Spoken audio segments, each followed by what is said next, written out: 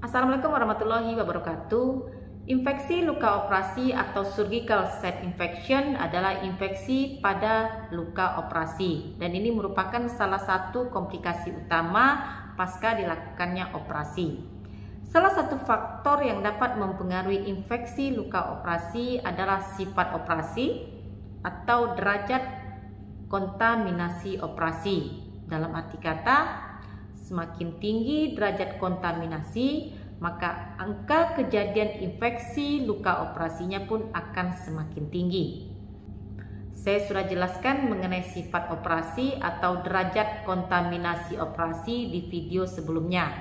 Silakan kalian tonton di video tersebut. Infeksi luka operasi dibagi menjadi infeksi insisional superficial, infeksi insisional dalam, dan juga infeksi daerah operasi organ atau rongga.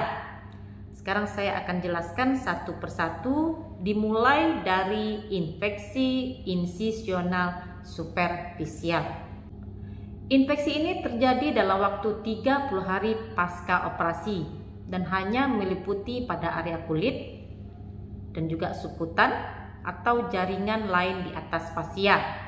Terdapatnya pus atau nanah, terdapatnya tanda-tanda peradangan, minimal satu tanda-tanda infeksi seperti nyeri pada area luka, bengkak lokal, kemerahan sekitar luka, dan hangat lokal pada area luka.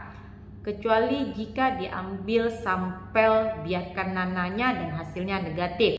Dan tentunya dokter yang menanganinya menyatakan ini merupakan infeksi.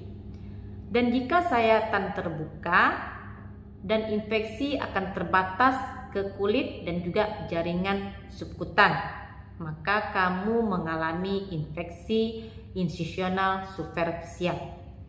Kemudian pada kategori kedua adalah infeksi insisional dalam atau deep infection, dan jenis infeksi ini meliputi jaringan lunak yang lebih dalam dari insisi seperti lapisan fasia dan juga otot. Kamu bisa lihat di gambar berikut ini. Sekarang kita akan lihat bagaimana gambaran dari infeksi insisional dalam ini.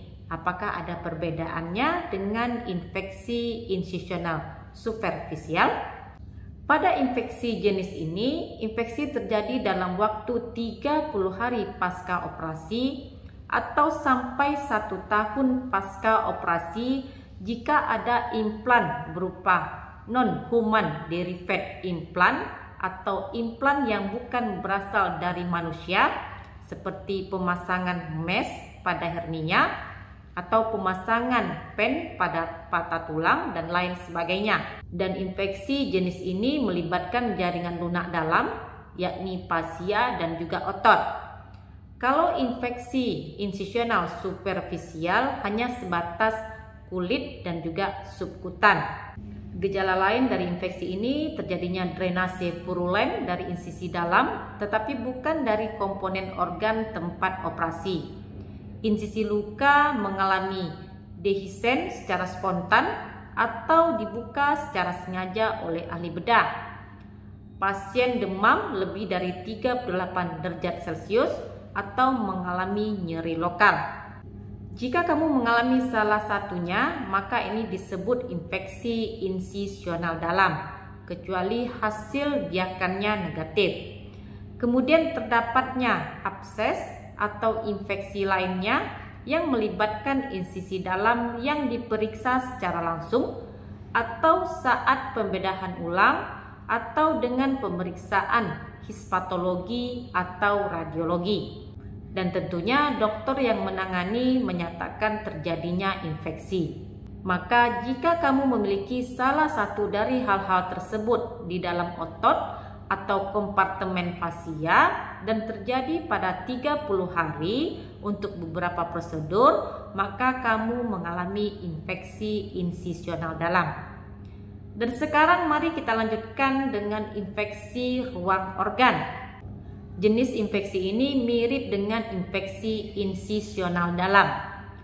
Infeksi organ ini terjadi dalam 30 hari pasca operasi tanpa insersi implan dan dalam waktu 1 tahun jika disertai insersi implan. Infeksi disebabkan oleh tindakan operasi, dan infeksi melibatkan bagian anatomi manapun selain tempat yang dibuka saat operasi, dan memiliki salah satu dari hal-hal berikut ini. Terdapatnya drainase purulen dari drain yang terpasang melalui luka tusukan, melalui organ tanpa infeksi pada tempat tusukan. Jadi terdapatnya cairan pus pada selang drainnya, tapi pada tusukan drainnya tidak terdapat infeksi. Hasil biakan kuman positif dan dokter menyatakan sebagai infeksi organ. Jika kamu mengalami hal-hal ini, maka kamu memenuhi kriteria infeksi ruang organ. Next, saya akan bahas mengenai pencegahan terjadinya infeksi luka operasi. Bersama saya Devi Febriani, perawat kamar bedah. Jumpa lagi di video saya berikutnya. Jangan lupa untuk di like, komen, dan di subscribe. Dukung channel ini agar lebih berkembang. Stay healthy. Assalamualaikum.